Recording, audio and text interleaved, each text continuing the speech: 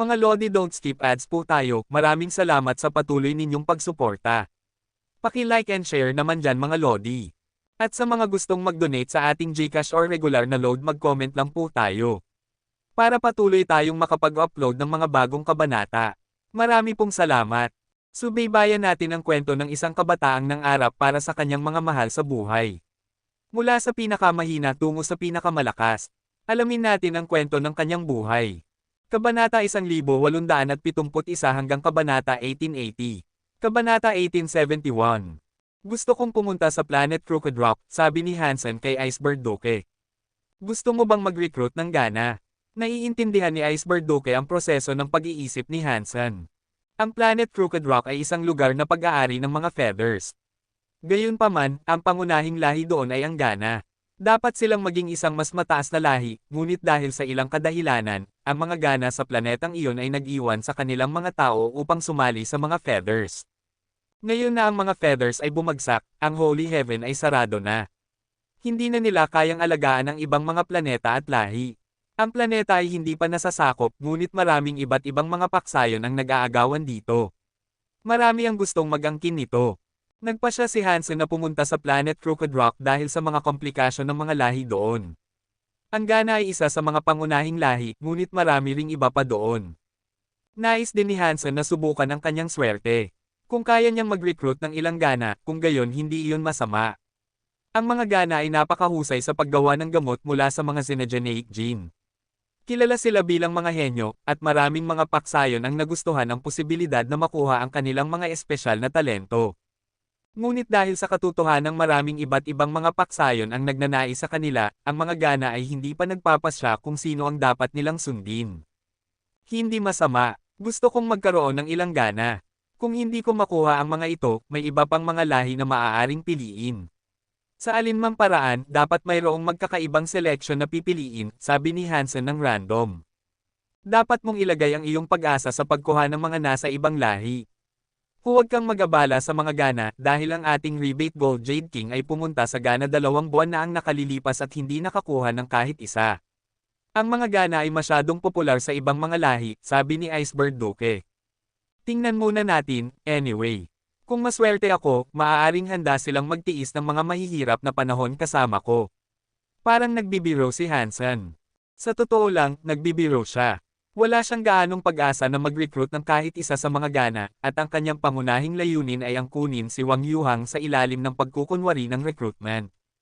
Pagdating niya sa planeta, saka lang niya napansin kung gaano talaga kakomplikado ang Planet Crooked Rock. Maraming mga airship at battleship sa lugar, lahat ay pag-aari ng isang hanay ng mga magkakahiwalay na paksayon. Ang bawat isa sa kanila ay dumating doon upang subukang mag-recruit ng mga Gana. Makikita sa kalagayan ng mga bagay sa Planet Crooked Rock, malinaw na maraming mga hari ang maaaring makuha. Ang lumilipad na airship na sinasakyan ni Hansen ay sinuri ng makarating sila. Nang ideklara nila ang kanilang sarili na ang rebate, pinayagan silang makapasok sa planeta. Kung sila ay isang maliit na lahi na walang katanyagan, malamang na hindi man lang sila papayagang lumapag sa planeta. Kaya, ang pagkakataong makaharap ni Hansen sa alinman sa mga Gana upang subukan ang kanyang swerte ay magiging zero. Dinala ni Iceberg Duke si Hansen upang makipagkita kay Gold Jade King, ngunit hindi nila ito nagawa. Isang Duke ang lumabas upang salubungin sila. Ikaw ay estudyante ni Knife Queen, at ikaw ay Iceberg Duke. Pasensya na, ngunit ang aking Panginoon ay kasalukuyang hindi available, at hindi siya makakapunta upang makipagkita sa iyo sa oras na ito. Ipinadala niya ako rito upang tulungan ka sa pagitan ng oras. Kung mayroon kang anumang kailangan, huwag mag-atubiling humiling. Tiyak na magalang ang tunog ng Duke. Maraming salamat. Narito kami upang mag-recruit ng ilang mga tao, actually. Nagtataka ako kung mayroon kang isang manifest na nagtatala ng iba't ibang populasyon na naninirahan sa Planet Crooked Rock. Kung maaari kang magbigay sa amin ng isang kopya, lubos kaming magpapasalamat, sabi ni Hansen. Madali iyon. Tiyak na gagawa ako ng isang kopya para sa iyo. Sinabi ito ng Duke, at pagkatapos ay nagpatuloy, plano ba ninyong dalawa na mag-recruit ng mga Gana? Iyon ang pinakamagandang sitwasyon, oo, sagot ni Hansen. Ngumiti ang Duke. Ang pag-recruit ng mga Gana ay hindi maliit na gawa. Gayunpaman, maaari mong subukan ang iyong swerte. Sino ang nakakaalam? Maaaring maswerte ka upang makakuha ng ilang. Salamat. Pinahahalagahan ko ang payo. Matapos tanggapin ni Hansen ang manifest, nagpaalam siya. Naghahanap kayo ng mga gana. Ha, napakasimple. Kahit na ang Reyna mismo ang sumama, duda akong may gana ang sasali sa inyo. Matapos umalis si Hansen, nagsalita ang duke sa kanyang sarili. Pagkatapos tanggapin ni Hansen ang impormasyong ibinigay sa kanya, hinayaan niyang magpatuloy si Iceberg Duke at suriin ang mga nasa mas hindi gaanong makabuluhang mga lahi. Maaari nilang subukang mag-recruit ng ilang mga noble mula sa mga iyon. Gayunpaman, batay sa kalagayan ng mga bagay sa planetang ito, naisip niya na hindi malamang na makakuha siya ng mga miyembro ng Gana. Ang mga Gana ay tumatanggap ng maraming mapagbigay na alok mula sa mga malalaking paksayon, walang dahilan para sa kanila na pumunta sa isang hindi pa umuunlad na lugar na tinitirhan ng mga baron. Naglakad-lakad si Hansen ng mag-isa, at siniguro rin niyang hindi siya sinusundan. Nag-iisa siyang naglakad patungo sa isang malungkot na bundok. Nakahanap siya ng isang kuweba, at pagkatapos itong masecure, nag-teleport siya pabalik sa mga santuwaryo. Tinawagan ni Hansen si Wang Yuhang at sinabi sa kanya tungkol sa pagpunta sa Geno Universe. Napakasaya ni Wang Yuhang sa posibilidad, at sinabi niya kay Hansen na pupunta siya kaagad. Ang buong alliance ay halos parang likod bahay ni Hansen. At ang mga Hardenero ay ang G family. Maraming mga paksayon ang nakababatid sa pagkakaroon ng Geno Universe, at marami ang may ambisyon na ang kanilang mga tao ay maging sapat na malakas upang makapasok at magsimulang magtayo ng isang lugar para sa kanilang mga pamilya. Ngunit wala pa ring nakakaya na pumunta. Binibigyan si Wang Yuhang ng Xenogeneic Gene ni Hansen. Nakarating siya sa alliance bilang isang tao, ngunit kung wala ang patnubay ni Hansen, malamang na mamamatay siya kung iiwan niya ang santuwaryo ng mag-isa. Walang pumupunta nang hindi sila dinadala ni Hansen. Matapos mag-usap sina Hansen at Wang Yuhang, nagpilot si Wang Yuhang ng isang sasakyang panghimpapawid upang makarating sa kanya. Little Hansen, dalhin mo ako sa Geno Universe. Gusto kong makita ang mga babaeng iyon na may mga tainga ng pusa. Kung sila ay kasing init ng sinasabi mo. Tuwang-tuwa na tumakbo si Wang Yuhang papasok sa bahay. Huwag kang magmadali. Makikita mo sila, ngunit dapat mong malaman na kapag dinala kita doon, kailangan mong makinig sa akin. Hindi ka maaaring gumawa ng anumang bagay ng mag-isa, sabi ni Hansen. Siyempre, makikinig ako sa bawat salita mo. Maliban sa pagpili ng asawa at paggawa ng mga anak, siyempre. Tinapik ni Wang Yuhang ang kanyang dibdib. Okay lang. Ayaw kong makisali sa iyong asawa at mga anak. Pagkatapos ay dinala ni Hansen si Wang Yuhang sa planet Crooked Rock, ngunit hindi pa nakakakain ng maraming Xenogeneic Gene si Wang Yuhang. Hindi rin siya nagtagal sa alliance. Hindi pa rin siya makakagawa ng Geno Armor. Kaya, alam ni Hansen na kailangan niyang pakainin ng maraming gene ang lalaki upang magawa iyon, una sa lahat. Dinala rin ni Hansen sina Death Goddess at Dragon Lady Chef. Nagawa nilang likhain ang kanilang mga Geno Armor sa kuweba. Si Lady Chef ay nanatili sa bahay ni Hansen sa Alliance. Siya ang namamahala sa kusina doon, kaya nakakain siya ng mas maraming Xenogeneic Gene kaysa sa karamihan sa mga kasama ni Hansen. Kumain din ng marami si Death Goddess, kaya handa na siyang mag-generate ng Geno Armor anumang oras. Maaari siyang magpaputok ng mga araw ng basta-basta, kaya medyo nakakatakot siyang. Nang siya ay nanatili sa dating bahay ni Hansen, nagpaputok siya ng mga araw at nagbagsak ng maraming gusali. Ang bagong tahanan ng pamilya ni Hansen ay nasa isang lungsod. Masama ang mangyayari kung magising siya sa masamang kalooban at magpas siya na magbagsak ng mga gusali gamit ang isang ulan ng mga araw. Kaya, gusto ni Hansen na dalhin siya sa Geno Universe upang maiwasan ang anumang hindi magandang aksidente habang wala siya. Nag-generate ng kanilang mga Geno Armor sina Death Goddess at Lady Chef sa kuweba. Nagtago sina Hansen at Wang Yuhang sa kuweba at nagbantay. Bigla, narinig ni Hansen ang boses ng isang tao na papalapit. Nako, ang pagkakaroon ni Little Uncle dito ay talagang masamang kapalaran. Sina Dragon Lady at Death Goddess ay nasa kalagitnaan ng pag-generate ng kanilang mga Geno Armor. Hindi sila dapat maistorbo sa prosesong ito. Kumunat ang noo ni Hansen habang papalapit ang boses. Kabanata 1872. Pumasok ka doon at tiyaking ligtas sina Dragon Lady at Menger. Mahinang sabi ni Hansen kay Wang Yuhang. Alam ni Wang Yuhang na mas mahina siya kaysa sa karaniwang tao sa Geno Universe. Walang saysay na manatili kay Hansen, kaya ginawa niya ang sinabi sa kanya at bumalik sa kuweba. Nakayuko si Hansen sa labas ng pasukan ng kuweba.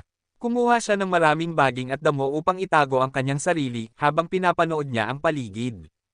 Sa kalaunan, nakita ni Hansen ang dalawang anino na lumalabas, umaakyat sa daan patungo sa kuweba. Ang isa sa kanila ay may itaas na katawan ng isang tao at ibabang katawan ng isang ahas. Mukhang isang babaeng serpiente. Iginalaw niya ang kanyang katawan, papalapit. Gana. Nagulat si Hansen. Sa isang napakatalas na lugar, bihira ang makita ang isang gana. Sa tabi ng gana ay isang tao na may ulo ng baka. Iba ito sa nakita ni Hansen dati. Ito ay tiyak na isang babae, at ang kanyang dibdib ay may dalawang bakal na globo. Mukhang nakakatakot. Sinuri ni Hansen ang isang buod ng iba't ibang mga lahi na makikita sa planet Crooked Rock. Alam niya na ang may ulo ng baka ay kabilang sa isang lahi na tinatawag na cow. Isa silang medyo maraming lahi sa planetang ito. Marami sila sa planeta dahil nagmamay-ari sila ng isang malaking bahagi nito. Bagaman ang mga gana ang namamahala sa planeta, mas kaunti ang kanilang bilang. Hindi bihira na makita ang isang cow bilang isang alipin ng mga gana, ngunit tila medyo naiiba ito sa karaniwan. Ang gana ay nakakadena, ang kanyang mga kamay ay mahigpit na nakakadena sa mga posos. Ang cow sa likod niya ay may sibat at itinutok ito sa likod ng gana. Parang bilanggo ang gana. Gia, may ideya ka ba sa ginagawa mo? Patuloy na gumagalaw ang babaeng gana, ngunit mukhang galit siya nang magsalita. Miss Guna, alam ko nang eksakto ang ginagawa ko. Mahal ka, at pagkatapos kitang ibenta, makakagawa ako ng masayang buhay para sa aking sarili sa anumang planetang pipiliin ko, sabi ng babaeng cow na may bakal na dibdib. Gia, hindi ko alam na ganito ka pala. Pinalaki ka namin, at tinuring ka naming parang pamilya. At ngayon ganito ang ginagawa mo. Ibebenta mo lang ako, walang puso ka. Kinagat ni Guna ang kanyang mga labi habang nagsasalita. Pamilya, tumigil ka sa pagpapanggap ng kalokohan. Kayo, mga gana, palaging tinatrato kaming mga cow na parang alipin.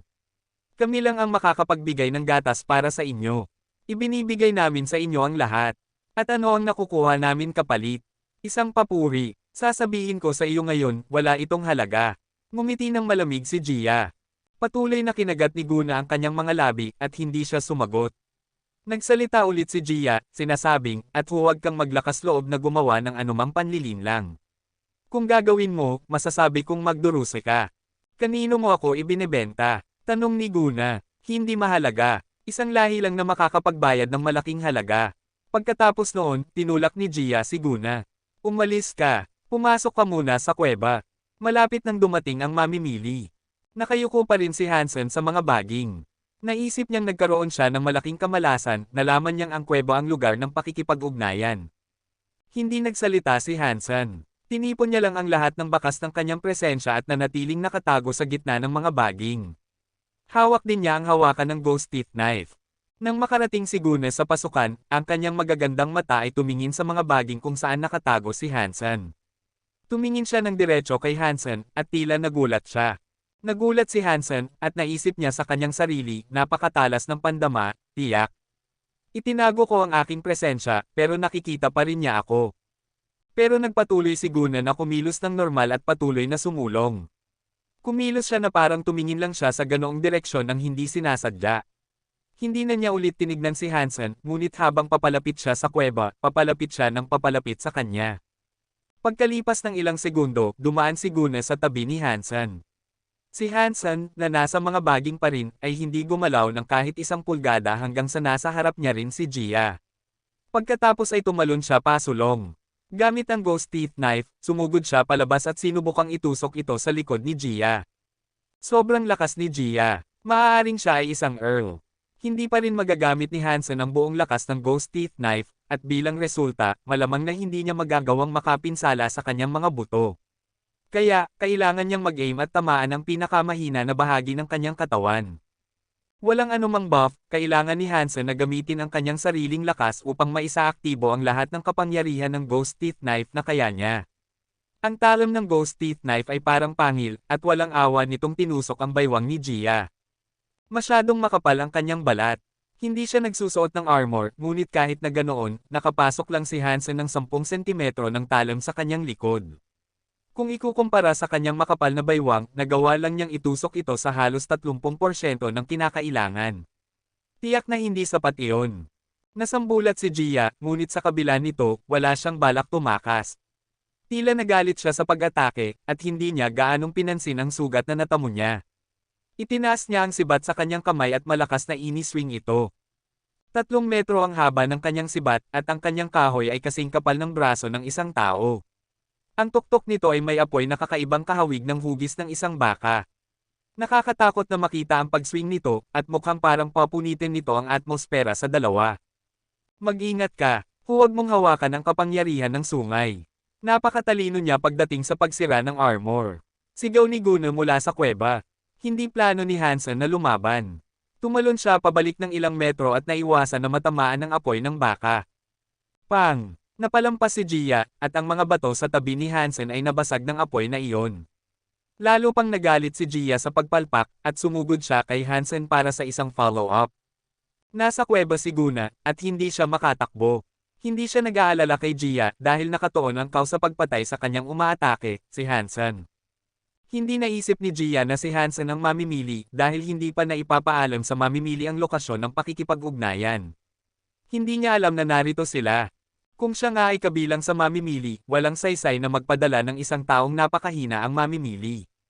Kung ang isang tao ay may ganoong pera upang bumili ng isang gana, malamang na isang duke o marquis sila. Madaling mapatay ni isa sa kanila si Gia. Naguguluhan si Gia, ngunit ang kanyang sibat ay walang pag-aalinlangan. Ang mga kapangyarihan ng sungay na kanyang ginamit ay muling sumugod kay Hansen.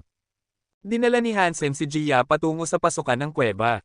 Masyadong malayo na ang kanyang takbo at naisip niyang titigil si Gia sa paghabol sa kanya dahil kay Gunnar. Natatakot si Hansen na masyadong lalalim si Gunnar at masisira ang proseso ng pag-level up ni na Dragon Lady at Menger. Nasa loob din si Wang Yuhang, ngunit mas mahina siya kaysa sa pinakamababang karaniwang tao. Kahit na nakakadena si Gunnar, halos imposible na talunin niya ito. Parehong nagplano sina Hansen at Gia na lumaban sa lugar kung nasaan sila. Nakita ni Gunnar si Hansen at nagawa niyang matukoy na mahina siya at hindi hihigit sa isang Viscount. Inaasahan niyang mabilis na papatayin siya ni Gia. Kaya, sa limitadong oras, pinag-isipan niya kung paano siya makakatakas sa kanyang kinaroroonan. Sa kabila nito, sa kabila ng halatang kahinaan ni Hansen, nagawa ni Gunnar na sabihin kung gaano siya kabilas. Ang mga pag-atake ni Gia ay hindi man lang nakakagulo sa kanyang damit. Kabanata 1873. Ilang sandali lang, alam na ni Hansen kung ano ang kapangyarihan ni Gia. Hindi siya nag-atubili, at bigla siyang bumilis ng papalapit ang kanyang bakal na sibat. Hindi naabutan ng bakal na sibat at ng kapangyarihan ng sungay na dala nito si Hansen. Dumaan si Hansen sa tabi ni Gia, nag-iwan ng isang hiwa sa kanyang leeg gamit ang kanyang kutsilyo. Ang pag-atake ay hindi sapat upang tuluyang putulin ang kanyang ulo, ngunit naputol ang mga daluyan ng dugo at ang kanyang lalamunan. Hindi makapagsalita si Gia, ngunit aktibo pa rin siya. Iniswing niya ulit ang kanyang bakal na sibat kay Hansen. Bumilis si Hansen at umiwas sa papalapit na sibat. Muli, itinusok niya ang kanyang kutsilyo sa likod ni Gia. Nakatayo si Gunnar sa kuweba, at pinanood niya ang malupit na pag-atake ni Hansen na may ekspresyon ng pagkagulat. Ang kapangyarihan ng ngipin ng rebate. Paano? Hindi man lang siya isa sa rebate. Paano niya nagawang gamitin ito? Napaisip si Gunnar. Kung siya talaga ang mamimili, maaaring mahirap ang pagtakas. Sa bilis na iyon, mas mabilis siya kaysa sa isang marquis. Pero parang hindi tumutugma ang kanyang kapangyarihan sa antas ng bilis na iyon. Habang iniisip ito ni Gunnar, ibinagsak ni Gia ang kanyang bakal na sibat sa lupa at bumagsak.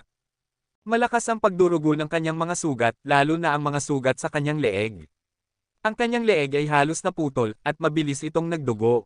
Hindi na siya nakayanan. Naputol ang kanyang lalamunan sa dalawa, kaya hindi na siya makasigaw.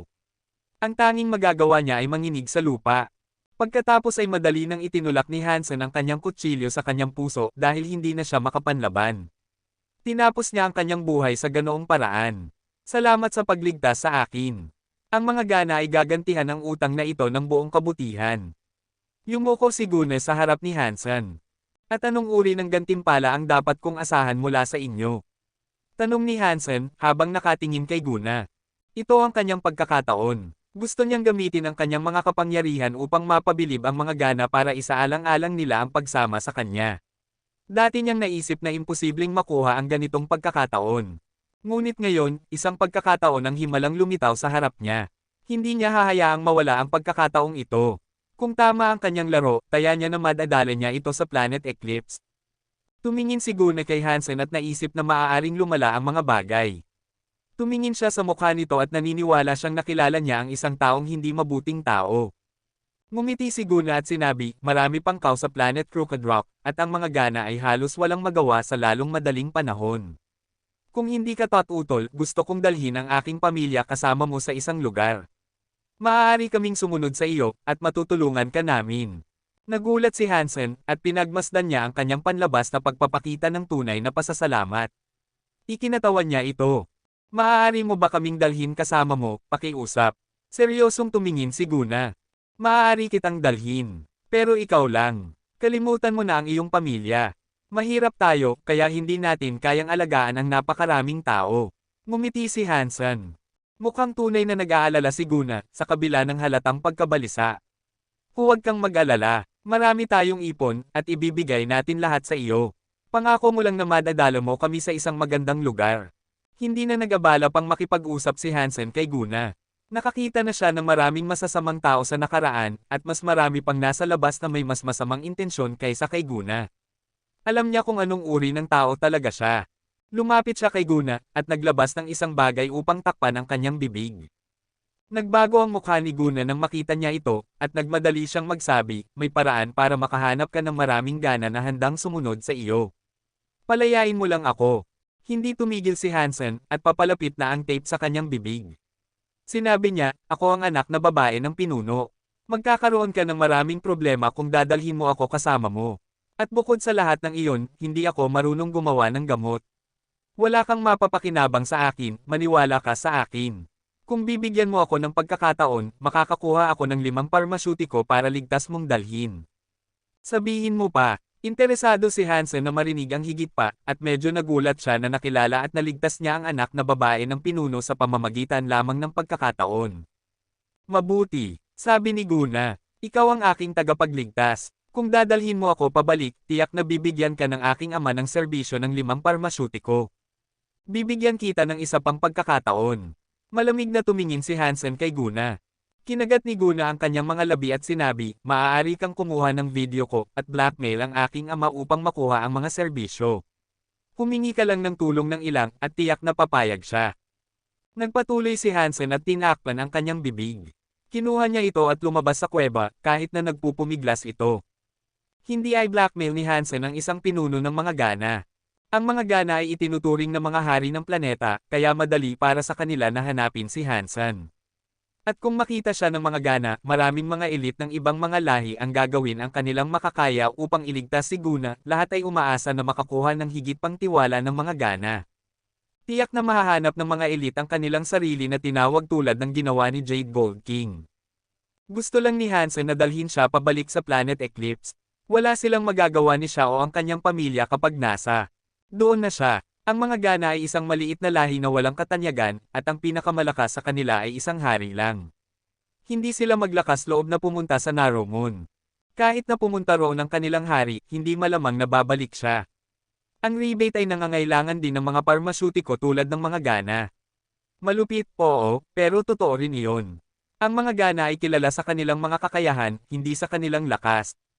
Bago lumabas si Hansen sa kuweba, nakita niya sina Dragon Lady, Menger, at Wang Yuhang na lahat ay lumalabas. Nag-evolve ba kayong dalawa sa pangalawang pagkakataon? Tanong ni Hansen kina Dragon Lady at Menger. Tumanggaw sila, at nabawasan ang kaba ni Hansen. Sinabi niya, Menger, sumunod ka sa akin. Maaaring maglakad ng magkasama sina Dragon Lady at Uncle. Ang aking barko ay nasa timog, kaya maaari lang pumunta si Dragon Lady at magparehistro. Aayain ko rin si Uncle. Pagkatapos ng kanilang pag-uusap, nauna nang umalis sina Dragon Lady at Wang Yuhang. Mukhang nagagalit si Guna, at naisip ni Hansen kung paano niya mapapasok ito pabalik sa barko. Ang mga paksayon ay nag-uusisa sa isa't isa. Kung magdadala siya ng isang gana pabalik sa barko, magmumukhang kaina-hinala siya. Ngunit habang iniisip ni Hansen, dumating si Little Invisible. Tumalon ito sa ulo ni Guna at pagkatapos ay nawala ulit. Kakaiba, nawala rin si Guna. Naging ganap siyang transparent tulad ng nilalang, at hindi man lang mukhang nakatayo siya sa kanyang kinaroroonan. Magaling, Little Invisible. Masaya si Hansen, at hindi niya inaasahan na ang maliit na nilalang ay may ganoong kapangyarihan. Kabanata 1874. Dinala ni Hansen si Guna pabalik sa barko at naghanap ng pwesto para kay Menger. Naisip ni Hansen na makakakuha si Iceberg Duke ng ilang mga noble sa kanyang pagkawala, kahit na mga baron lang sila. Pero hindi naging gaya ng inaasahan niya ang mga bagay. Masyadong maraming mga paksayon ang naroon na may handering mag-recruit ng mga Gana. Lahat sila ay may parehong ideya na mayroon din si Hansen. Kahit na hindi nila ma-recruit ang mga Gana, walang gustong umuwi ng walang dala. Maraming mga paksayon ang nagtangkang makuha ang serbisyo ng isang baron, at kakaunti lang ang mga baron na tatanggap sa mababang ambisyon ng mga baguhang paksayon tulad ng kay Hansen. Gusto nila ng malalaking grupo, at masayang pinili sila ng mga malalaking grupo.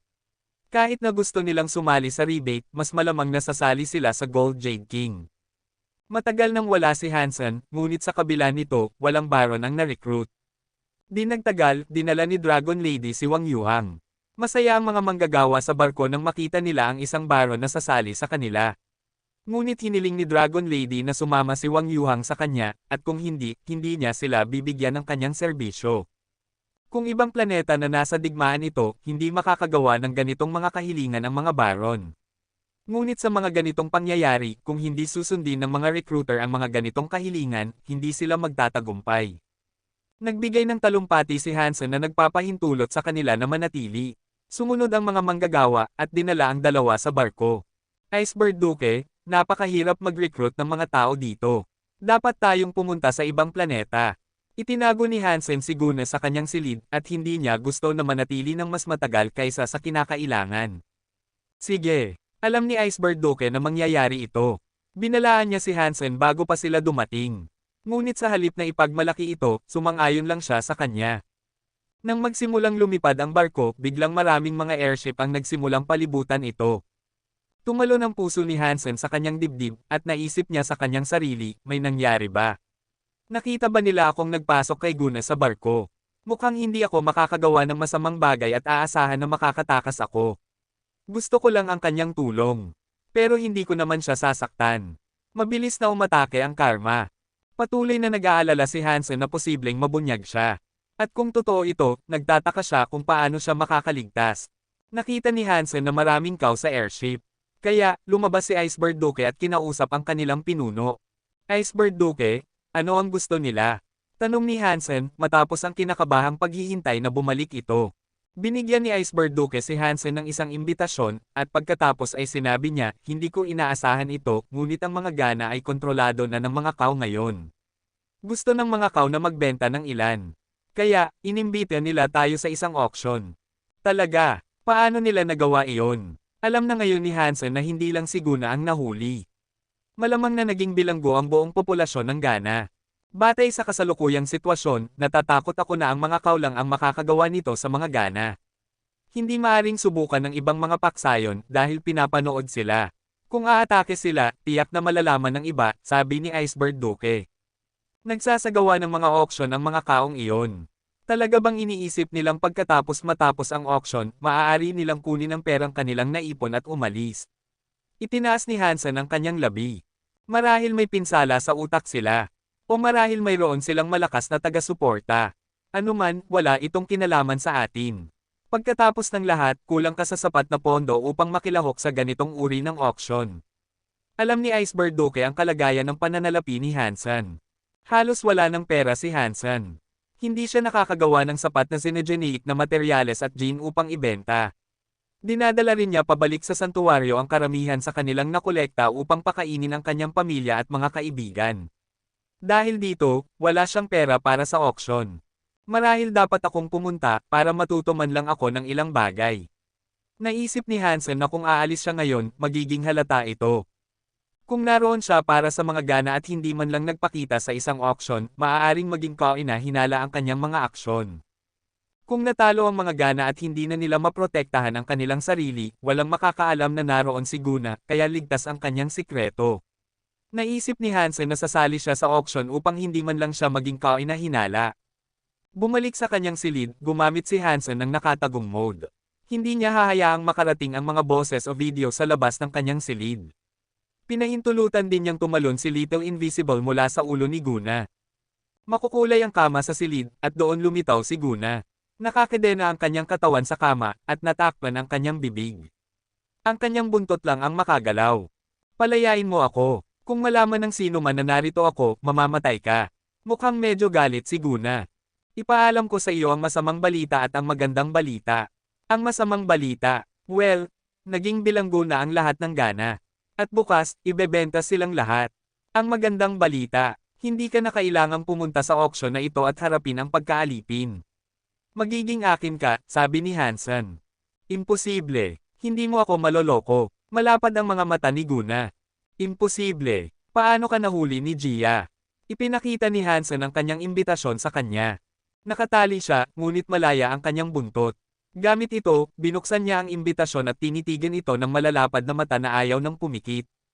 Mga traidor, lalo pang nagalit si Guna. Maswerte ka na hindi ka ibinebenta. Sumunod ka sa akin at gagamutin kita ng mabuti. Pangako kung hindi ka haharap sa pagkaalipin.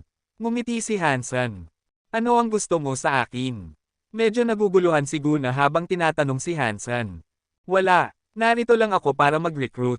Pero dapat mong malaman ang mga patakaran ng rebate, sabi ni Hansen, tila biglang nagpalit ng paksa. Tumingin si Guna kay Hansen at nagtanong, pero hindi ka naman rebate. Halatang outsider ka. Sa tingin ko bihira lang na mag-recruit ng mga miyembro para sa isang paksayo ng isang outsider. Sa tingin ko kakaunti lang ang gumagawa ng ganitong bagay. Sa tingin ko hindi ka isa sa kanila. Lumang balita, lady. Ako ang estudyante ni Knife Queen. Siya ang pinuno ng grupo ng kuneho. Siyempre may pahintulot akong mag-recruit ng mga tao dito. Ngumiti si Hansen at pagkatapos ay nagpatuloy, nang sumakay ako sa barko, hindi mo ba nakita ang rebate sa paligid? Hindi mo ba nakita ang paggalang at pagiging magalang na ipinakita nila sa akin? Nagkaroon ng outsider na estudyante si Knife Queen. Halos hindi makapaniwala si Guna. Maniwala ka man o hindi, wala itong pakialam sa akin. Pagkatapos noon, humiga si Hansen sa kama sa tabi niya. Ano ang ginagawa mo? Nagulat si Guna, at gusto niyang iwasan siya. Pero nakatali siya sa kama, at hindi siya makagalaw. Ano pa bang gagawin ko bukod sa pagtulog? Humiga si Hansen sa kama, at tumingin kay Guna habang nagsasalita. Huwag kang maglakas loob. Mas gugustuhin kong patayin ang sarili ko. Tumakbo ang isang panginginig sa gulugad ni Guna nang magtama ang kanyang mga mata sa titig ni Hansen. Marami siyang narinig na mga lahi sa labas ng kanyang sariling lahi ay medyo may sakit. Ngumiti si Hansen at hinawakan ang kanyang panga. Kabanata 1875.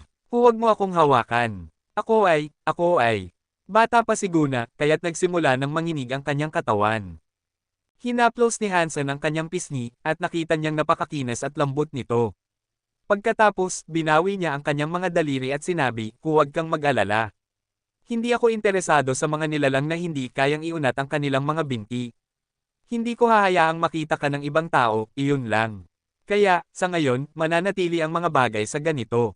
Kapag nasa Narrow Moon na tayo, maaari kang matulog kung saan mo man gusto. Pagkatapos noon, pumikit si Hansen at natulog. Nang mapagtanto ni Guna na naroon talaga si Hansen para magpahinga. Sa wakas ay nakaramdam siya ng ginhawa. Ngunit ng gabing iyon, hindi nakatulog si Guna. Nanatili siyang gising, iniisip ang lahat ng uri ng bagay. Napakabilis ng pangyayari. Dinukot siya ni Hansen, habang ang iba pa niyang pamilya at lahi ay ginawang mga paninda sa auction. Iniisip ang kanyang pamilya at ang kanyang sariling kapalaran na nasa kamay ng iba, nagsimulang umiyak si Guna. Kinaumagahan, nagising si Hansen at nakita si Guna na nakatingin sa kanya na may napakapulang mga mata. Kumunat ang kanyang noo at sinabi, bakit ka nakatingin sa akin ng ganyan? Wala akong ginawa. Umaasa si Hansen na si Guna ay magiging isang mahusay na manggagawa para sa kanya sa Planet Eclipse. Ayaw niyang simulan ang mga bagay na may maasim na relasyon. Gusto mo ba talaga akong kunin bilang miyembro?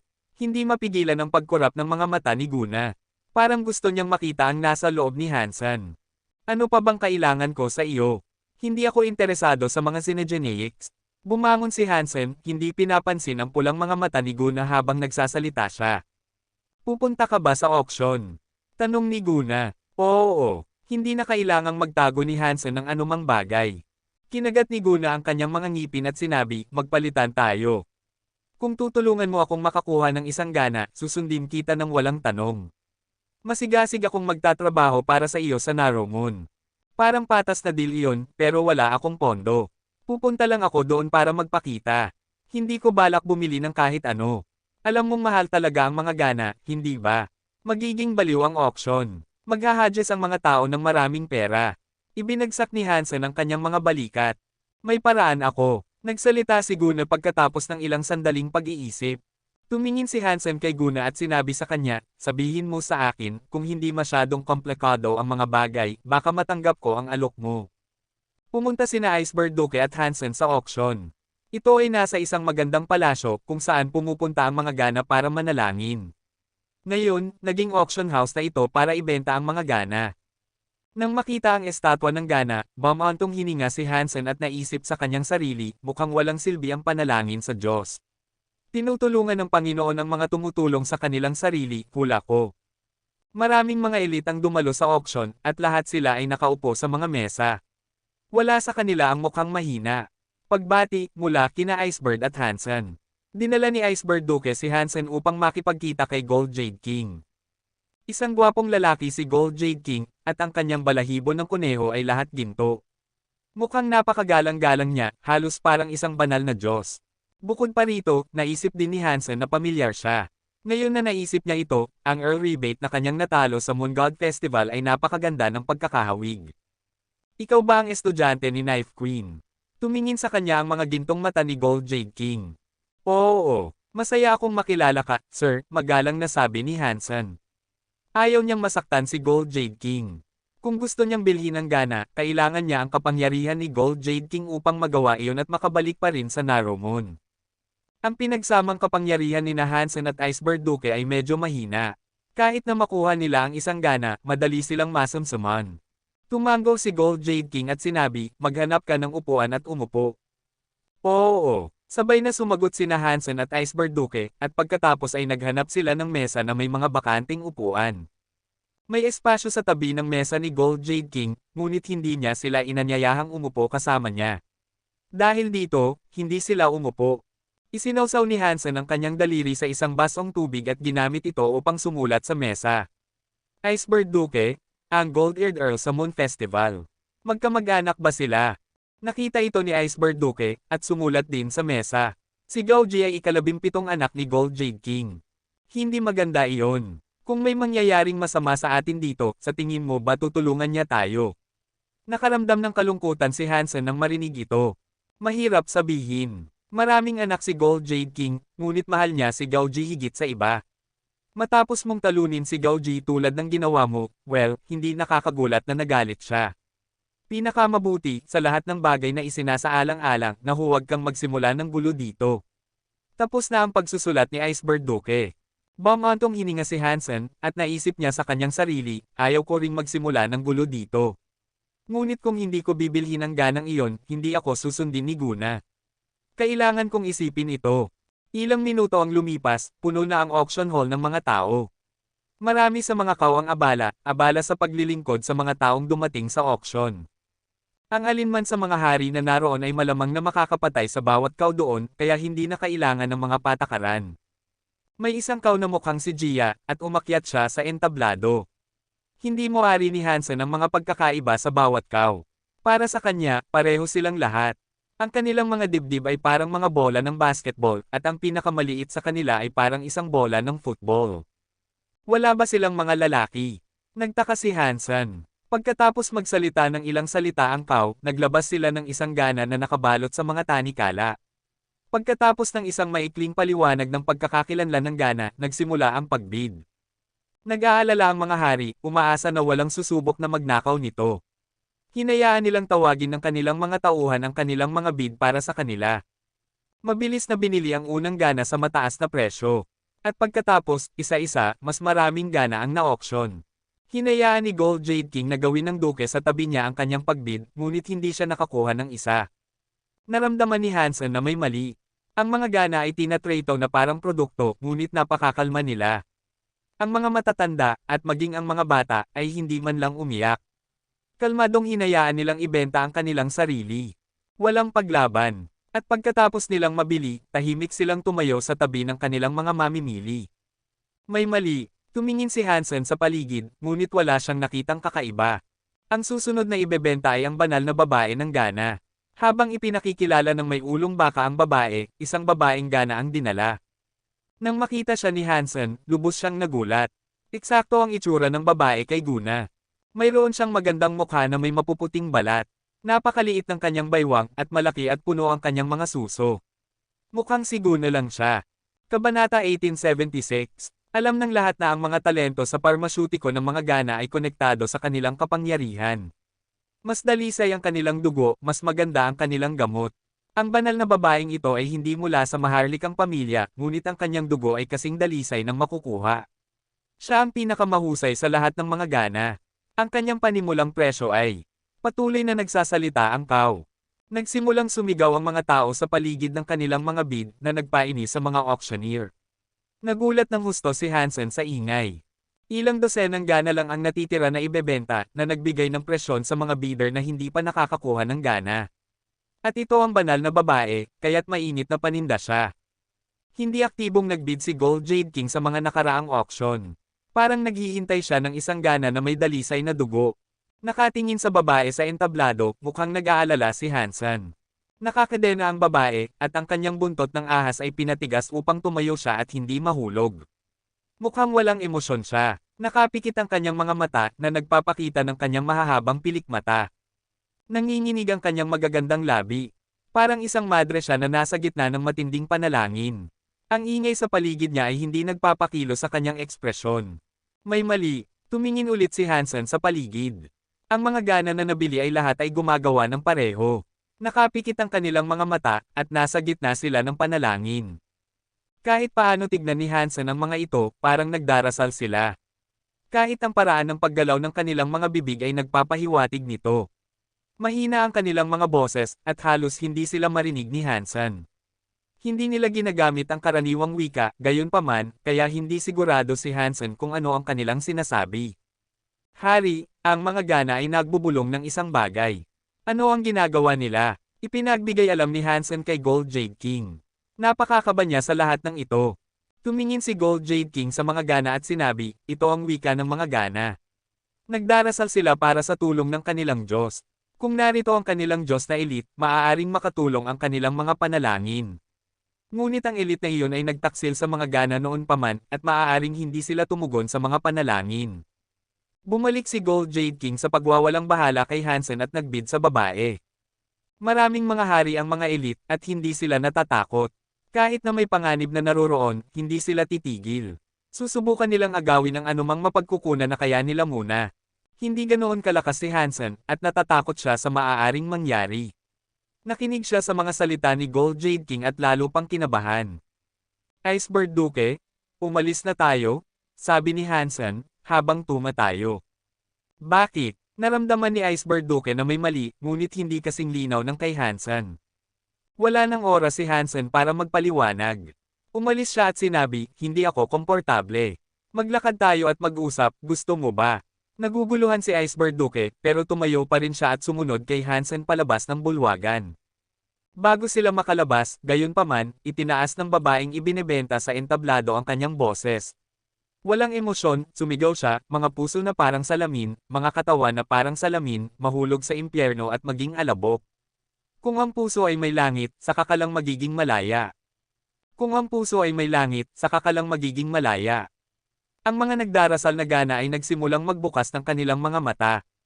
Ang kanilang mga boses ay umalingaw-ngaw sa paglipas ng mga pangyayari sa auction. Manahimik ka, isang gwardya ng cow ang pinalo ang isa sa mga babae.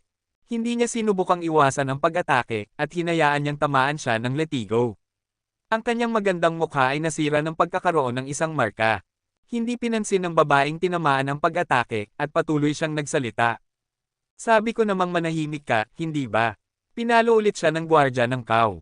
Ang kanyang mapuputing balat ay napunit, at nagsimulang umagos ang dugo sa kanyang katawan. Pero nanatili pa rin ang banal na hitsura ng babae. Nagdarasal siya kasama ng ibang mga Gana, hindi nagmamalasakit sa mga sugat na natamo niya. Parang hindi siya ang dumudugo.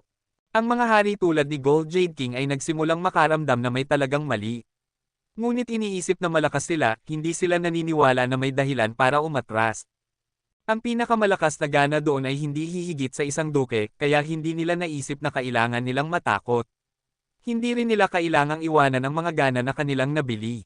Bigla, ang estatwa sa bulwagan ay biglang nag-ingay ng katsa. Ang estatwa ay pumutok, at ang bitek ay kumalat sa buong estatwa. Isang malaking piraso ng bato ang nahulog mula sa estatwa. Sinundan ito ng isa pa, at isa pa, at isa pa. Nang mahulog ang mga bato, nagsiwalat ito ng isang ginto sa loob ng estatwa. May isang bagay sa loob ng estatwa ng Gana.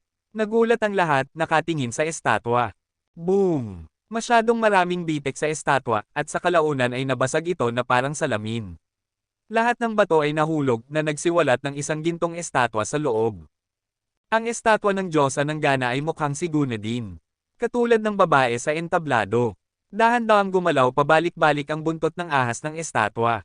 Ang sahig ay nagsimulang tumaas bilang hindi mabilang na baluktot na mga braso. Mukhang mga demonyong braso mula sa impyerno. Hindi tumingin ang Diyosa sa lupa. Nakataas ang kanyang kamay, at nakatingin ang kanyang mga mata sa langit. Mukhang banal siya. Nakikita ang kakaibang estatwa ng Gana, lahat ay natigilan sina Gold Jade King at ang iba pa. Isang duke ang sobrang natakot, sumigaw siya, Purgatory Heaven. Ito ang Diyos na bagay ng mga Gana. Bakit ito narito? Patayin ang mga Ganang ito, hindi natin sila dapat hayaang buhayin ang Purgatory Heaven. Sigaw ng isang noble. Nagsimulang tumakbo ang ilang tao, ngunit huli na para gawin iyon. Ang langit sa itaas ng bulwagan ay kumikinang ng ginto. Hindi mo makita ang mga bituin o ang kalawakan sa itaas. Ang lugar ay nalubog sa kumpletong kadiliman. Tumigil ang mga makina. Ang langit sa itaas ay maliwanag, ngunit ang liwanag nito ay hindi umabot sa lupa. Tanging ang gintong estatwa ng Gana ang nag-iilaw sa bulwagan. Madilim ang lahat parang impyerno. May naglabas ng sandata at pinatay ang Gana sa tabi niya, ngunit nang mamatay ang Gana, ang kanilang liwanag ay nasipsip ng estatwa. At nang mangyari iyon, naging mas madilim ang buong mundo. Tanga, huwag silang patayin. Nagsasakripisyo sila, malamig na sigaw ng isang hari. Nagsimulang magingay ng nakakatakot na mga sigaw mula sa labas. Isang kaw mula sa labas ang sumugod sa bulwagan, ngunit ang isang malaking bahagi ng kanyang katawan ay napunit na. Nagpupumiglas siya ng kaunti at pagkatapos ay namatay. Kabanata 1877. So what if it is a deified item? Without the deified one to control it, what can they really do? Tanong ng isang hari, matigas ang kanyang boses. Ang kanyang katawan ay mukhang napakaliwanag. Kinuha niya ang kanyang mga tauhan at isang Gana palabas ng bulwagan. Ang kanyang mga godlights ay pamunit sa kadiliman na nag-iilaw sa labas ng bulwagan. Sinundan siya ng mga noble na nasa kanyang serbisyo. Naglakbay sila sa kadiliman na gustong bumalik sa kanilang mga barko. Pero bago pa sila makalayo, nagsimulang gumalaw ang kakaibang mga braso mula sa lupa. Kinuha nila ang mga taong naglakbay sa kadiliman, at maging ang mga Gana. Pumalo ang hari gamit ang kanyang mga godlights. Pinutol niya ang kakaibang mga braso, ngunit siya lang ang nakaiwas. Hindi napigilan ng mga doks ang mga umaagaw na braso, at nahadyop sila at hinayla pababa sa lupa. Nang kumapit ang mga braso sa kanila, napagtanto nila na ang lupa sa ilalim nila ay nagiging putik. Ang mga mahinang tao ay agad na hinayla pababa, nawawala sa ilalim ng ibabaw. Nagpumiglas ang mga doks ng ilang sandali, ngunit ang mga braso ay huli na para sa kanila. Nagdusa sila ng parehong kapalaran, kahit na mas mabagal. May sumubok na lumipad. Isang gintong liwanag ang tumama sa langit upang harangan siya, at ang lumilipad na figure ay umikot pataas sa mga ulap. Walang tunog, at nawala na lang siya. Ang hari ay hindi matatalo, ngunit wala siyang pakialam sa iba sa kanyang serbisyo. Nakaligtas siya, ngunit dalawa lang ang tauhan na nakaligtas kasama niya. Isang dosenang mga taong sumusunod sa kanya noon ay nilamon. Ang ilang mga hari na naiwan sa bulwagan ay mukhang kakilakilabot. Alam nilang nakakatakot ang mga Diyos na bagay, at narinig na nila ang tungkol sa Purgatory Heaven noon. Hindi nila inaasahan na ganoon kalakas ito. Kahit ang mga mandirigma na antas ng hari ay hindi makakaya ang isang Diyos na elite. Ang mga pagkakataong makalabas ng isang ordinaryong noble ay halos zero. Ang mga dukes could not live, at hindi gaanong marami ang mga hari. Mukhang karamihan sa mga tagapaglingkod ay mamamatay doon. Nakikita ang gintong estatwa ng Gana na lalong nagniningning, gumawa ng hakbang ang ilang hari. Kasama ang kanilang mga tauhan, pinangunahan nila ang daan sa kadiliman. Iniwan nila ang mga Gana, alam nilang malamang na hindi nila kayang alagaan ang mga ito, despite their strength. Ang Purgatory Heaven ay lalong lalakas, kaya kahit ang mga elite na antas ng hari ay hindi handang manatili. Makakalabas na sila ngayon, ngunit mahirap sabihin kung magagawa pa nila ito mamaya. Gold Jade King had not said a word thus far, but even he was keen to move. Kasama ang kanyang dalawang doks, tumakbo siya palabas. Hindi niya sinabing hindi maaaring sumunod sina Iceberg Duke at Hansen, ngunit kung may mangyari sa kanila, hindi siya mag-aalala. Dapat din tayong tumakbo. Iceberg Duke gritted her teeth. She knew she might die by following Gold Jade King, but staying would be a death sentence, anyway. Bakit hindi niya direktang inaatake ang estatwa? Hindi ba magkakaisa ang ilang hari upang sugpuin ang isang Diyos na bagay? Hinayla ni Hansen si Iceberg Duke. Kung kaya nila, sa tingin mo ba pipili silang tumakbo? Habang sumasagot si Iceberg Duke, nakakuha na ng malaking distansya si Gold Jade King. Kung tatakbo siya, ngayon na o kailanman. Ang mukha ni Iceberg Duke ay nalungkot habang dinadagdagan ni Gold Jade King ang distansya sa pagitan nila. Nawala na ang tanging pagkakataon natin. Baka hindi, ayos lang ang bulwagang ito, sabi ni Hansen, habang tinitingnan ang mga taong natitira. May ilang tao pa rin sa bulwagan. Ang mga gana, ang mga kaw, at ilang mga noble na walang mga hari. Ang mga noble na sumama sa isang hari ay tumakbo na palabas, ngunit karamihan sa kanila ay napatay. Hindi kayang alagaan ng mga hari ang kanilang mga tauhan.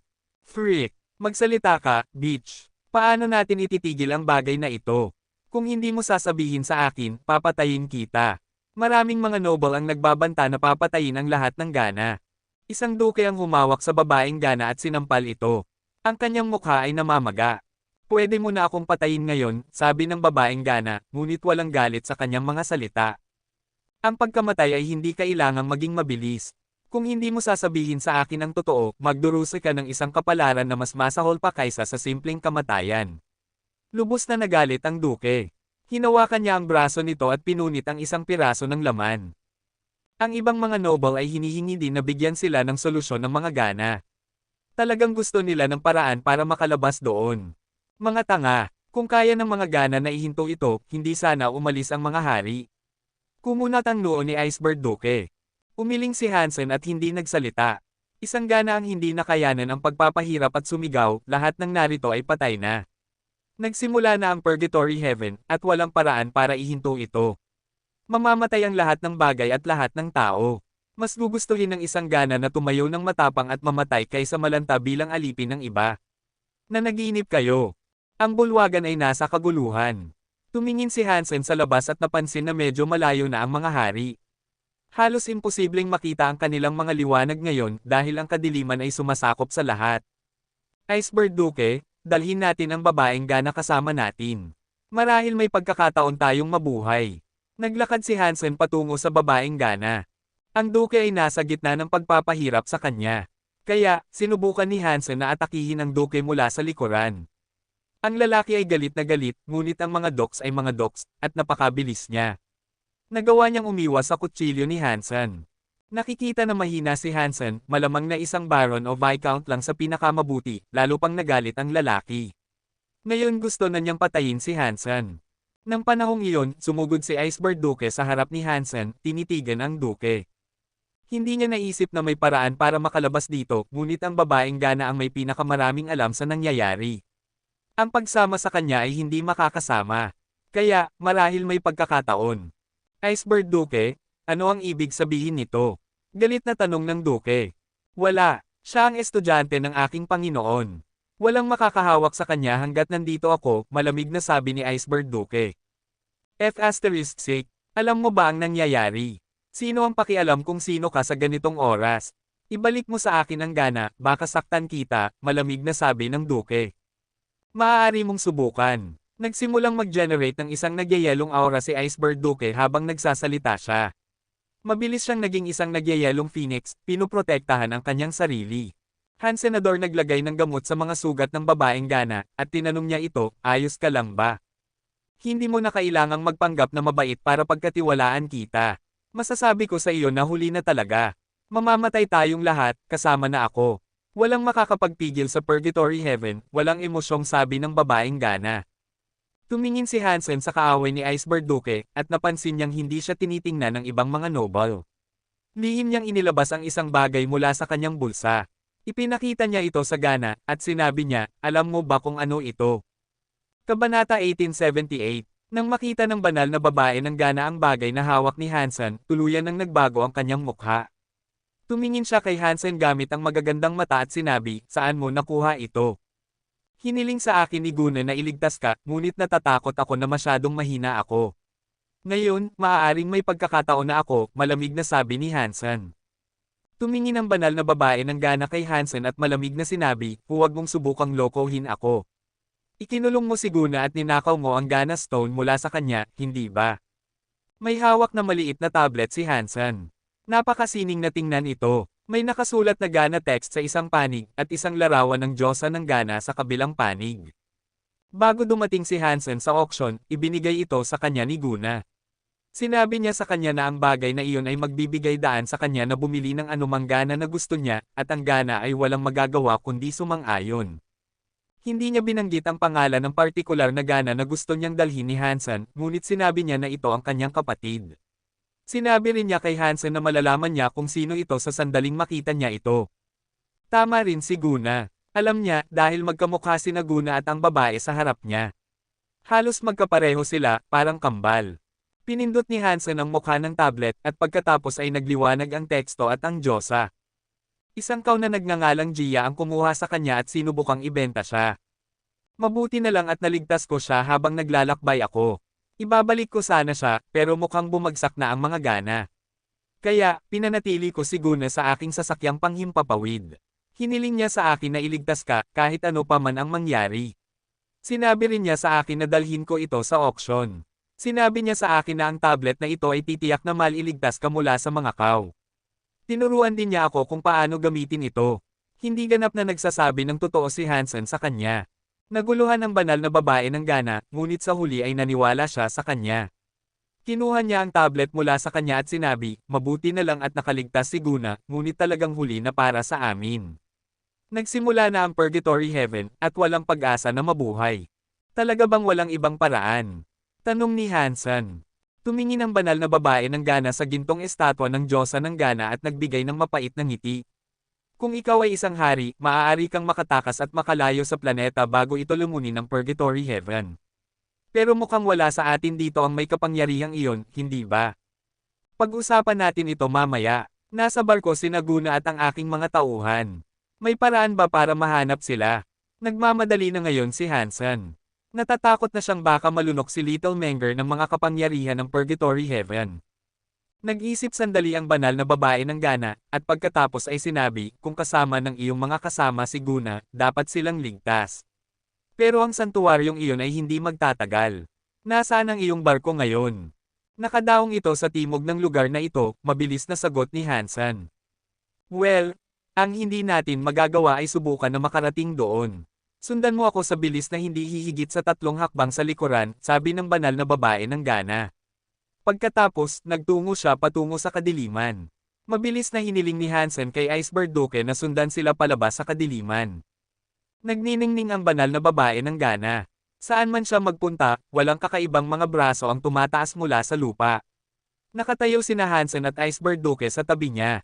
Nakita ng Duke na nakipaglaban kay Iceberg Duke ang nangyayari, kaya nagpa siya rin siyang sundan sila. Pero ilang hakbang ang layo niya sa banal na babae ng gana, at isang braso ang nakahawak sa kanyang katawan. Nagtipon ng kapangyarihan ang Duke upang labanan ang mga braso na sumugod sa kanya, ngunit walang saysay.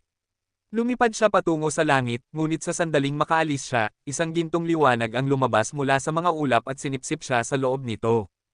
Pagkatapos, wala na siya. Tumigil ang mga noble na gustong sumunod sa kanila. Walang naglakas loob na lumabas ngayon. Nakasunod pa rin sina Hansen at Iceberg Duke sa banal na babae ng gana, ngunit nasugatan siya. Kahit na nagamot na siya ni Hansen, mabagal pa rin ang kanyang paglalakad. Paano kung buhatin kita? Gusto ni Hansen na bumilis, pero hindi siya makakalakad ng mas mabilis. Umiling ang banal na babae ng gana. May kaunting dugo ng Diyosa sa akin. Pansamantala kong mapipigilan ang kapangyarihan ng Purgatory Heaven, pero hanggang doon lang iyon. Hindi ko ito makontrol. Sa tingin ko hindi ko magagawang ganap na makatakas sa Purgatory Heaven. Kung hindi ako pisikal na nakakonekta sa lupa, kahit na sandali lang, agad tayong mapupunta sa Purgatorio. Wala nang nagawa si Hansen kundi sundan siya. Habang naglalakad sila, mas dumidilim ang lahat. At gayon din, mas humihina ang kanyang liwanag. Pinalibutan sila ng mga braso na parang mga makamandag na ahas sa lupa. Mabubulong lang sila at magkukubli kapag ang banal na babae ng gana ay hindi hihigit sa 2 hakbang ang layo. Nang hamina ang kanyang liwanag, nabawasan ang kanyang ningning. Kailangang damaykit ng husto sina Hansen at Iceberg Duke sa kanya. Halos nakasandal na sila sa kanyang likod. May biglang sigaw. Nagbago ang mukha ng banal na babae ng Gana, at sinabi niya, hindi. Mas mabilis na umunlad ang Purgatory Heaven kaysa sa inaasahan ko. Nabuo na ang Purgatory Beast. Nang magsimulang magliwanag siya, nakita ni Hansen ang isang anino na papalapit.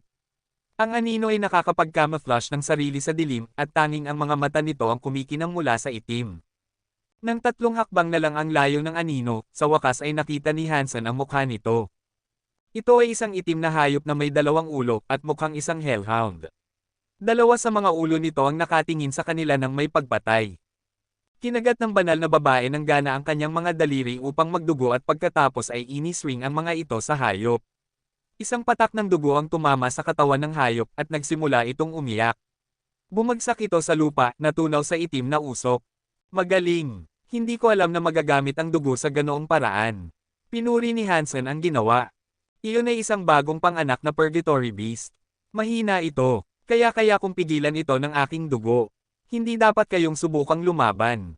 Maaaring mahina sila, ngunit hindi sila mahawakan ng mga ordinaryong kapangyarihan, sabi ng banal na babae ng Gana. Pagkatapos noon, isa pang 2 ulo na hayop ang tumalon mula sa dilim. Papunta ito kay Icebird Duke. Si Icebird Duke. Nag-generate siya ng isang ibon ng yelo at pagkatapos ay sinalakay ang Purgatory Beast. Pero tumagos lang ang kanyang kapangyarihan sa halimaw, parang anino lang talaga ito. Patuloy pa ring papalapit ang hayop kay Icebird Duke, lumilipad sa hangin ng hindi naapektuhan. Iwinagayway ng banal na babae ng Gana ang kanyang braso at nagpadala ng isang patak ng dugo upang tumama sa Purgatory Beast. Muli, naging itim na usok ito. Mukhang malungkot si Icebird Duke. Ang kanyang mga kapangyarihan ay walang silbi laban sa mga bagay na iyon. Mas hindi siya kapakipakinabang kaysa sa isang patak ng dugo, ngayon. Patuloy na naglalakad ang 3. Hindi nagtagal, nagbago ang kanilang mga mukha. Maraming Purgatory Beasts ang papalapit mula sa dilim. Ang kanilang mga mata ay nasa lahat ng dako, at mahirap matukoy kung gaano nakarami ang mga ito ngayon. Mukhang hindi ko na makikita si Guna ng huling beses bago tayo mamatay. Ang mukha ng banal na babae ng Gana ay mukhang mapait. Napakaraming Purgatory Beasts kaya wala nang sapat na dugo sa kanyang katawan para talunin ang mga ito. Matutuyo siya kung susubukan niya, at wala pa ring saysay. Hindi niya kaya. Kabanata 1879. Sa sasakyang panghimpapawid, nakita ni Guna ang mga pagbabagong nagaganap sa labas ng bintana. Sumigaw siya, na-activate ni Guya ang Purgatory Heaven. Ano ang Purgatory Heaven? Tanong ni Wang Yuhang kay Guna. Nang umalis si Hansen, sina Wang Yuhang, Han Menger, at Lady Chef ang inatas ang magbantay kay Guna, sakaling makagawa siya ng kalokohan sa kanyang pag-alis. Nagbigay si Guna ng mapait na ngiti at umiling. Mukhang hindi na mailigtas ang mga Gana. Mabuti na lang, siguro, na mamatay tayong lahat dito. Walang sino man ang mabubuhay ngayon. Habang nagsasalita si Guna, may narinig silang ingay mula sa labas. Gusto sanang sumilip ni Wang Yuhang sa kung ano ang nangyayari, ngunit bago siya makarating sa pintuan, isang braso ang sumulpot mula sa sahig. Nagulat si Wang Yuhang, at mabilis siyang tumalon sa pinakamalapit na mesa. Ano ba yan? Nakita ni Wang Yuhang na nagsisimulang sumulpot ang mga braso sa buong sahig. Wala lang braso sa kama, kaya tumalon siya doon para sa kaligtasan. Pumunta rin sa kama sina Han Menger at Lady Chef. Hinugot ni Lady Chef ang kanyang kutsilyo at sinubukang tadteren ang mga braso. Pero hindi nagtagal, nahawakan ang isa sa kanyang mga kamay. Mabuti na lang at mabilis na nakabawi si Lady Chef. Kung hindi, nahatak sana siya at patay na. Ano ba yon? Pakiusap, huwag mong sabihin na hindi mo alam, tanong ni Wang Yuhang kay Guna. Si Guna, na mukhang mayabang, ay nagsabi, narinig mo na ba ang Diyos na bagay ng mga Gana? Ito ang Purgatory Heaven. Hindi ko pa naririnig. Naguguluhan sina Wang Yuhang at ang iba pa. Kaka-rating lang nila doon, kaya imposible na marinig nila ang tungkol dito. Inikat ni Guna ang kanyang mga mata at sinabi, kahangalan. Paano ninyo hindi alam ang tungkol sa aming sikat na Diyos na bagay? Anyway, na-activate na ang bagay na iyon. Kaya, mamamatay na tayong lahat. Ngumiti si Wang Yuhang at sinabi, sa tingin ko hindi. Kung bagay ito ng iyong lahi, dapat may paraan para mahawakan ninyo ito. Hindi. Umiling si Guna. Kung wala kang paraan, bakit hindi makalapit ang mga braso sa paligid mo? Hindi naniniwala si Wang Yuhang sa sinasabi ni Guna, kaya nginitian niya ito ng mayabang. Inikat ni Guna ang kanyang mga mata at sinabi, may dugo ako ng Diyosa ng Gana. Kaya kung pigilan sila ng ilang sandali. Hindi naman ito masyadong epektibo. Kakasimula lang ng Purgatory Heaven, kaya medyo nakikinabang ako dito. Pero kapag dumating ang mga Purgatory Beasts, masasabi kong walang silbi ito. Anong Purgatory Beasts? Tanong ni Wang Yuhang. Hindi na nag-abalang sumagot si Guna, at pagkatapos, narinig nila ang isang ungol sa loob ng silid. Nang marinig ang ungol, nagbago ang mukha ni Guna, at tumaas ang kanyang ningning upang mailawan ang silid ng mas mainit na liwanag. Isang itim na hayop na may dalawang ulo ang gumapang mula sa lupa. Ang sahig ng barko ay hindi nagawa sa halwang metal. Parang putik na ito. Ngayon, hindi na niya kailangang ipaliwanag kung ano ang Purgatory Beast. Tumawag si Dragon Lady ng isang malaking tinidor. Hawak ito, itinulak niya ito pasulong upang tamaan ang hayop. Tumawid lang ang tinidor sa katawan nito, at parang sinusubukan niyang tusukin ang isang anino. Patuloy pa rin ang pagsulong ng hayop. Walang silbi. Ang Purgatory Beast ay nabuo ng isang Diyos na bagay. Maaga pa, kaya medyo mahina pa sila ngayon. Pero kahit na ganoon, mayroon silang kapangyarihan ng Diyos. Ang mga ordinaryong kapangyarihan ay hindi makakasakit sa kanila. Bago pa matapos magsalita si Guna, isang itim na palaso ang lumipad patungo sa ulo ng hayop. Tumili ang hayop nang tumagos ang palaso sa phantom flesh ng katawan. Napaklakas ng kapangyarihan, na ipinang nilalang sa lupa at sumabog. Pagkatapos, natunaw ang mga piraso ng hayop sa itim na usok. Nanlaki ang mga mata ni Guna, at tumingin siya sa babaeng nakasuot ng itim.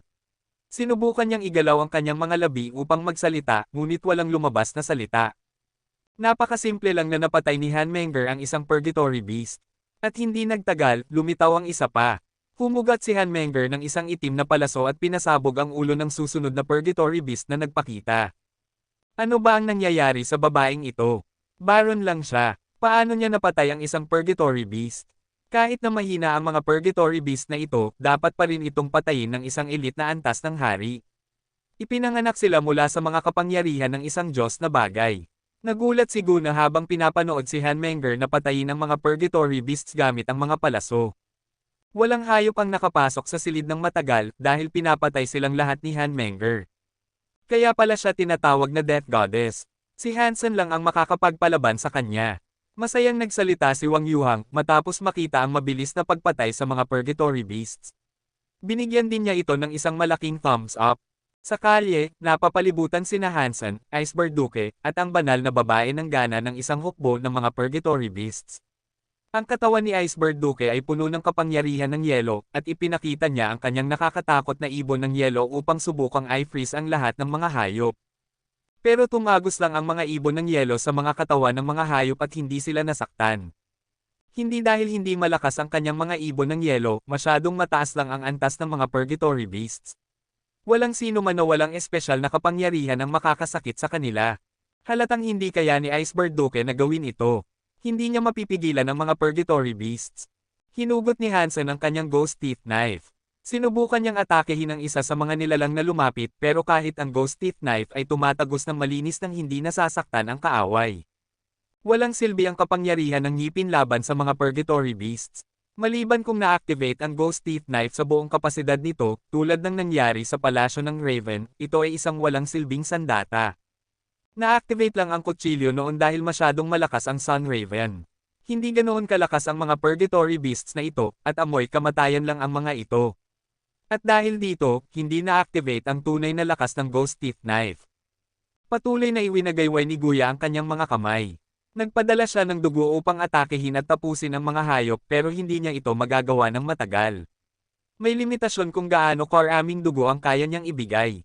Hindi niya kaya silang lahat. Alam ni Guya ang tungkol sa kamatayan, kaya hindi siya nalungkot sa pag-iisip na mamamatay. Ang nagpalungkot sa kanya ay ang hindi niya makita si Guna ng huling beses. Nagtipon ng kapangyarihan si Hansen. Ginamit niya ang Godlight mula sa Jad Esken, na nasa antas ng Viscount, pero hindi pa rin ito sapat para gumana sa mga hayop. Habang nakasimangot si Hansen at nag-iisip, narinig niya ang tunog ng isang putok ng baril. Isang taong nakasuot ng puting baluti na may dalawang revolver ang lumitaw, paulit-ulit na hinihila ang mga gatilyo. Ang bawat bala ay lumabas upang tamaan ang isang Purgatory Beast, na ginagawa ang bawat isa sa kanila sa isang usok na itim. Kabanata 1880. Gumalaw ang katawan ni Spell kasabay ng pagsipa ng baril. Patuloy siyang nagpapaputok ng baril ng walang tigil, habang ang mga pagkislap ng bar aisles ay nag-aapoy sa dulo ng bar aisles. Hindi nagtagal, napatay na ang lahat ng Purgatory Beast sa harap nila. May mga papalabas pa rin mula sa dilim, papunta sa kanila. Nalungkot si Hansen, ngunit mukhang nag-e-enjoy naman si Spell. May walang katapusang bala si Spell, at lahat ito ay nakasalalay sa kapangyarihan ni Hansen. Maraming enerhiya ang nagastos niya sa bawat putok. Pero mas makatarungan ang palitan ng pagpatay sa mga Purgatory Beasts kapalit ng ilang enerhiya. Kaya na, sana okay lang si Naguna at ang mga tao sa barko.